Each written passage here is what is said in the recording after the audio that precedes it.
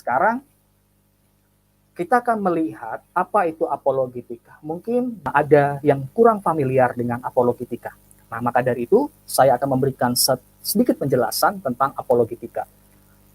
Saya dasari dari 1 Petrus 3 ayat 15 sampai ayat yang ke-16. Kak Tiara bisa membacakannya. 1 Petrus pasal 3 ayat 15 sampai 16. Oke, saya akan bacakannya dari 1 Petrus 3 ayat 15 sampai 16. Demikian firman Tuhan, tetapi kuduskanlah Kristus di dalam hatimu sebagai Tuhan, dan siap sedialah pada segala waktu untuk memberi pertanggungan jawab kepada tiap-tiap orang yang meminta pertanggungan jawab dari kamu tentang pengharapan yang ada padamu. Tetapi haruslah dengan lemah lembut dan hormat, dan dengan hati nurani yang murni, supaya mereka yang memfitnah kamu karena hidupmu yang saleh dalam Kristus menjadi malu karena fitnahan mereka itu. Amin. Nah, jadi baptis friend yang dikasihi Tuhan, kata apologetika itu berasal dari bahasa Yunani apologia, yang diterjemahkan bertanggung jawab. Jadi kalau kita melihat konteks 1 Petrus 3 ayat 15 sampai 16 ini, ayat ini diberikan kepada jemaat yang sedang mengalami penganiayaan. Di tengah masyarakat yang majemuk dan yang sedang menganiaya orang Kristen pada waktu itu, mereka yang percaya kepada Kristus harus mempersiapkan diri dalam segala waktu untuk mempertanggungjawabkan iman mereka. Inilah yang disebut dengan apologi. Jadi apologi itu berbicara tentang bagaimana kita bisa memberi pertanggungjawaban terhadap apa yang kita percayai, apa yang kita imani, dan kita mengenal siapa yang kita percayai dan apa yang kita percayai. Kita harus mengetahui ada perbedaan namun antara apologia dan apologetika.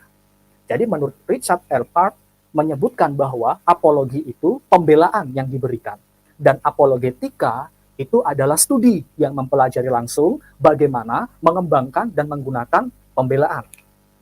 Ada lagi yang menjelaskan seorang profesor teologi sistematika dan filsafat di Reform Theology Seminary, apologetika itu adalah ilmu yang mengajar orang Kristen bagaimana memberi pertanggungjawaban tentang pengharapannya, yang berlandaskan 1 Petrus 3 15 sampai 16 yang tadi kita baca bersama-sama.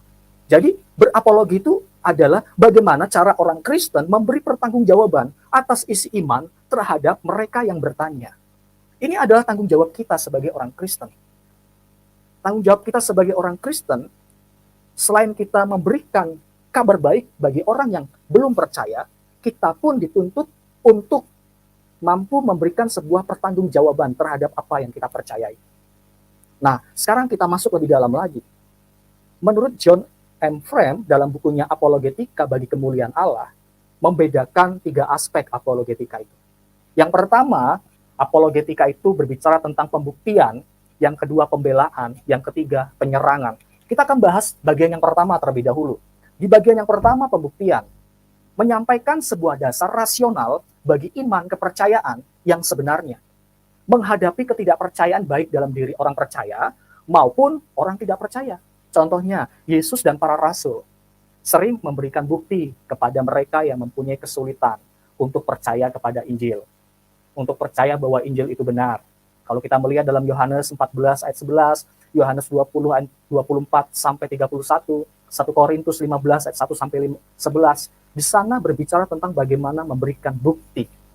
Jadi apologetika itu sesuatu hal yang dimana kita memberikan bukti tentang iman kita. Yang kedua, tentang pembelaan. Menjawab keberatan dari ketidakpercayaan. Jadi pembelaan secara lebih khusus pada pemberian jawaban terhadap keberatan-keberatan. Contohnya, yang ditulis di dalam kitab Filipi pasal 1 ayat 16 sampai 17. Di sana Paulus menggunakan atau berapologet dalam pengertian ini. Dia membela imannya. Lalu yang ketiga, yang ketiga ini mungkin agak sedikit risih ya kita dengar ya, penyerangan. Masa kita harus menyerang sih? Nah, menyerang dalam hal apa yang dimaksud di sini? Yang bagian yang ketiga ini, menyerang dalam apa? Menyerang kebodohan dari ketidakpercayaan. Tuhan tidak hanya memanggil umatnya untuk menjawab keberatan-keberatan dari mereka yang tidak percaya, tetapi juga melanjutkan dengan serangan terhadap kepalsuan. Seperti yang Paulus katakan di dalam 2 Korintus 10 ayat yang kelima. Mas Sigit bisa membacakan 2 Korintus pasal 10 ayat yang kelima. 2 Korintus 10 ayat yang kelima. Kami mematahkan setiap siasat orang dan merubuhkan setiap kubu yang dibangun oleh keangkuhan manusia untuk menentang pengenalan akan Allah Kami menawan segala pikiran dan menaklukkannya kepada Kristus. Perhatikan baik-baik. Di sini ada satu kalimat, kami mematahkan setiap siasat. Siasat orang dan merubuhkan setiap kubu yang dibangun. Artinya Paulus ada satu penyerangan terhadap penyesatan-penyesatan yang terjadi. Namun kami menawan segala pikiran dan menaklukkan kepada siapa? Kristus. Ini yang perlu digarisbawahi. Jadi dari 3 poin di atas, sesungguhnya memiliki hubungan erat. Dari perspektif ini, maka apologet itu berisi tentang pembuktian, pembelaan, dan penyerangan. Yang perlu digarisbawahi adalah prinsip yang perlu kita pegang dalam berapologet seperti yang dikatakan dalam surat Petrus tadi. Haruslah dengan lemah lembut, hormat, dan hati nurani yang murni. Supaya mereka yang memfitnah kamu karena hidupmu yang saleh dalam Kristus menjadi malu karena fitnahan mereka itu.